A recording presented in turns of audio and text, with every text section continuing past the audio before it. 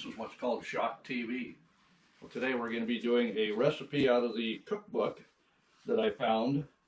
This is a, how you say that, David? That's right. Kalabag. That means cookbook in Dutchanese. And this particular book was printed in 1905. So, taking a page from the cookbook here on making coffee, this particular recipe was meant for a coffee pot such as this. And it happens to be 32 cups, 8 quarts, 7 liters, or 2 gallons. And this particular one was U.S. Navy, and it was made by the Vollroth Company. Yeah, and they would have used a recipe like this as well.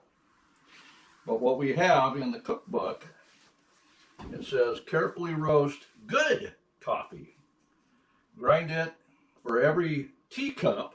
And how much is a teacup? Teacup is a little over, or a little under 2/3 of a cup, or a little bit less than 3/4 of a cup as well.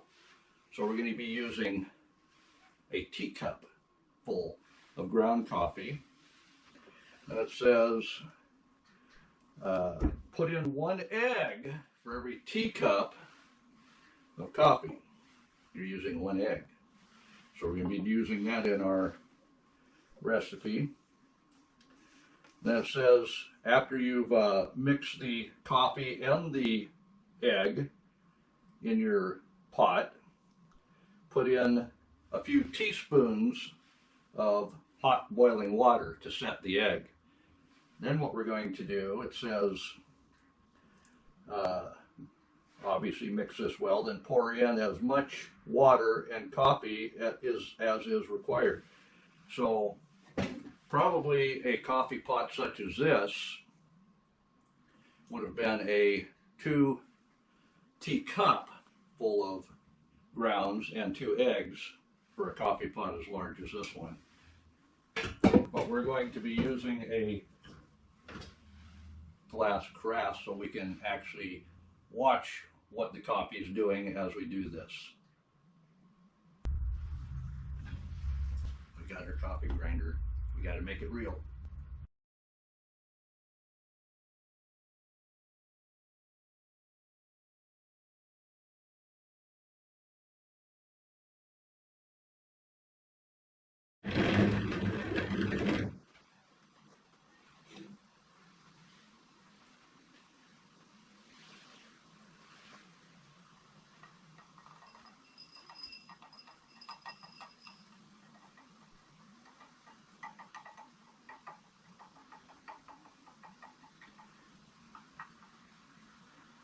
Not quite a teacup yet. Close though.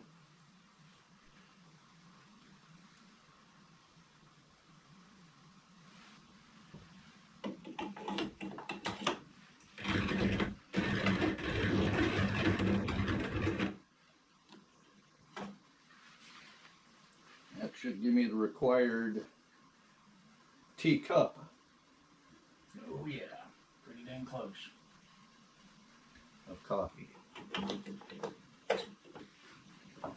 So, it does say to mix 1 egg with this. There we go, 1 egg. Okay. And coffee. You're making this definitely a challenge. Hey, remember one thing though. Are we supposed to get the calcium? No, they would put eggshell in the coffee in many recipes to get the grounds to drop to the bottom. Okay, I didn't see that in the instructions. It doesn't say crack an egg, it says add an egg. Yeah, all right. Yeah. Just saying. Okay. So we have our egg mixture, including the shell.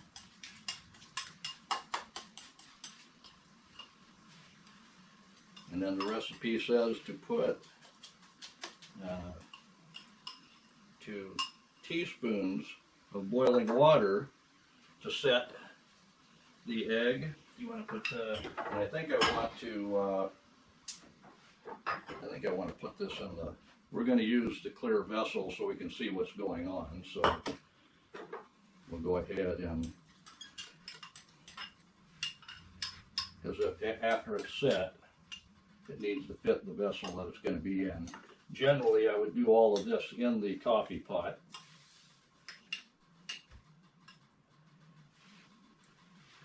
Hum num num. That looks. This is what's called shock TV. So we happen to have some boiling water here, and we need 2 teaspoons to set the coffee. There's 1. There's 2. To set the egg. To set the egg in the coffee grounds. Oh, okay. Set the egg in the coffee grounds. That's what the recipe says here. Yeah. Shake well in the coffee pot as you add the boiling water.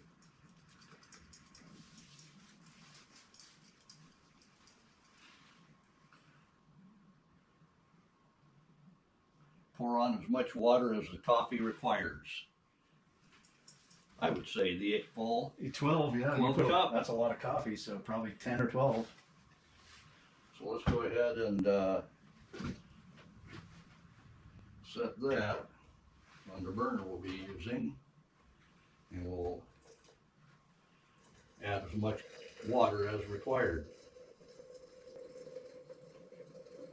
After you add that water, can you put it down here? There's 10.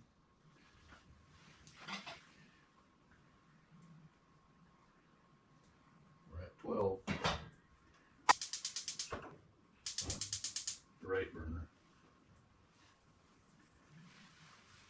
is to let that cook for 15 to 20 minutes. So we'll see what that looks like in 15 to 20 minutes.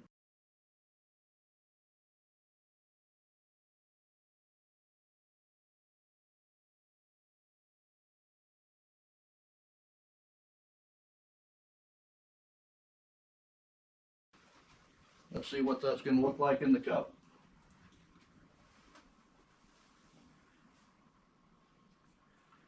I don't see any grounds or any eggshells.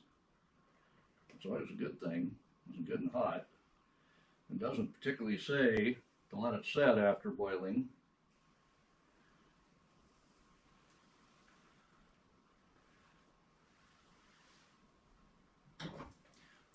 Now you're all wondering, does this taste like egg?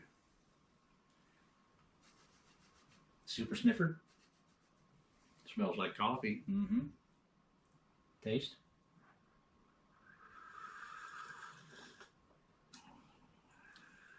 It's hot. It's dark. That's a better coffee. Oh yeah. I can definitely taste the coffee taste with that. And no egg and no eggshell taste. Yeah.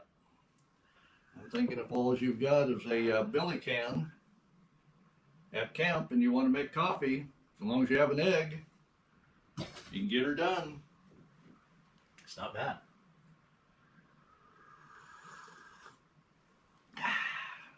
Let's look at those grounds though. Yeah, I can see why you'd want to use a metal can to hide that ugliness. Yeah, definitely no egg taste in it. I guess we could let that settle out, see what it looks like, but for ground wise.